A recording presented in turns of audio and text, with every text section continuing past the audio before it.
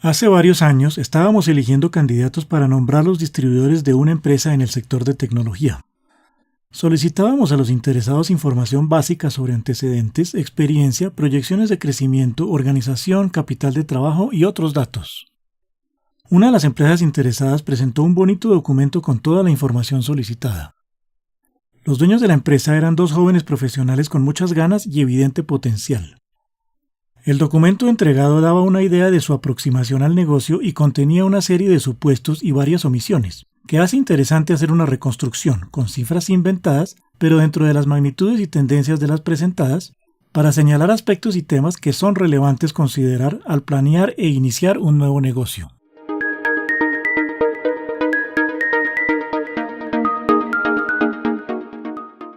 El documento incluía varias hojas con la descripción de la empresa, biografías de sus gestores, ideas generales del esquema de arranque y evolución de su empresa.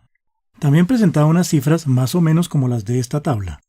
El resto del documento no presentaba más tablas con cifras que permitieran evaluar otros aspectos del negocio. Lo primero que evidenciamos fue la falta de experiencia en el manejo y presentación de las cifras. En segundo lugar, mostraban un optimismo desbordado. El optimismo es bueno si va acompañado de mucha realidad y conexión a tierra. Nuestra primera observación fue poner en duda los niveles de venta y la forma como proyectaban crecer. El entusiasmo notable de los emprendedores y una clara habilidad para vender y lograr resultados comerciales positivos nos llevaron a analizar con ellos sus cifras. Esto fue lo que hablamos. Por más entusiasmo que se tenga, ningún negocio arranca con un nivel de ventas interesante como el señalado. Obtener crecimientos del 15% mensual estaba bastante alejado de la realidad del mercado.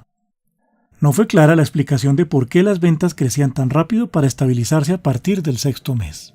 Coincidimos que los datos de sueldos, gastos de oficina y generales estaban dentro de lo normal. El siguiente tema que evaluamos fue el de capital de trabajo.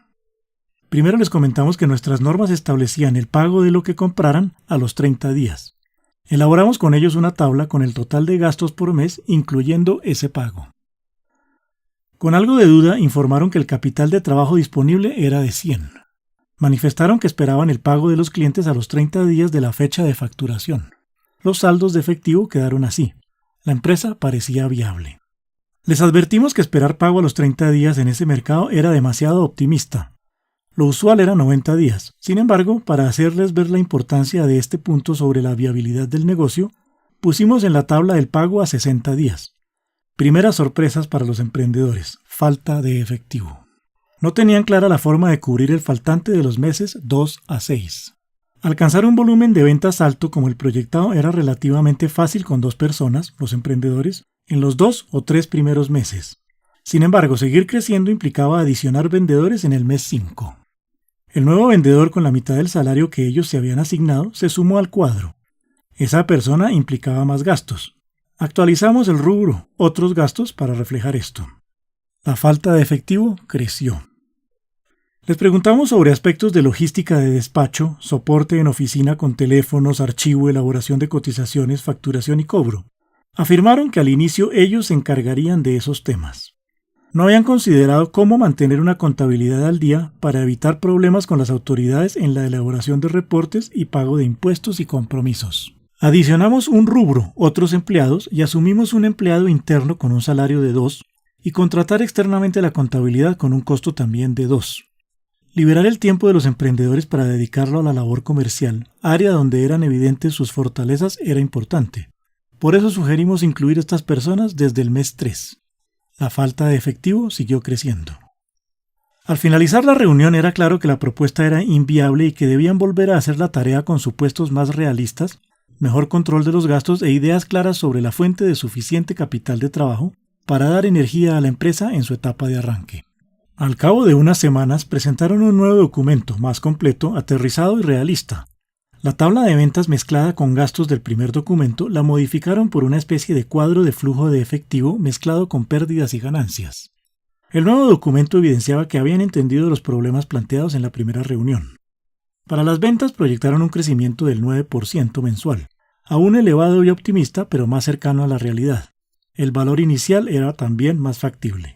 Los salarios de arranque los redujeron a la mitad de los iniciales. Un vendedor adicional más económico ingresaba en el mes 7. Asumieron una oficina más modesta. Incluyeron el empleado de soporte y la contabilidad a partir del mes 5, el empleado con un menor salario y el servicio de contabilidad en lo estimado inicialmente. Era lo usual del mercado. A pesar de duplicar el capital de trabajo, la empresa era inviable. Nos presentaron el documento pues estaban muy interesados en proceder con su empresa y necesitaban nuestra ayuda y apoyo. Después de algunas negociaciones y compromisos que incluyó 60 días para pagarnos, vincular otro vendedor en el mes 5 para facilitar el crecimiento de las ventas, la situación no mejoró. En vez de acumular un faltante de efectivo de 4.595,6 al cabo del mes 12, el faltante con los cambios se redujo a 4.418,2. Era evidente que la empresa con estos supuestos no era viable. El final de la historia no fue feliz, tampoco fue del todo negativo. Eran varios los distribuidores en evaluación. Uno se mostró interesado en el entusiasmo de estos dos emprendedores. Tenía más disponibilidad de capital de trabajo y un negocio ya andando con otros productos. Estas dos personas eran ideales para manejar esta nueva parte del negocio y los vincularon exitosamente a la empresa. La moraleja es que para iniciar un negocio hay que tener supuestos basados en la realidad. El entusiasmo no debe esconderla ni alterarla. Por más ganas que se tengan, un mercado responde a su ritmo y condiciones. Conviene, si no se conoce el manejo usual de cifras y proyecciones, acompañarse de alguien que sepa y generar con base en supuestos reales estados de pérdidas y ganancias, un balance proyectado y un estado de efectivo de acuerdo a prácticas usuales. Incluir siempre 2 o 3 escenarios para las cifras. Lo típico es uno realista, uno pesimista y otro optimista. Los diferentes escenarios evidencian problemas y oportunidades, obligan a pensar en formas de enfrentarlos y decidir sobre el mejor momento para hacerlo.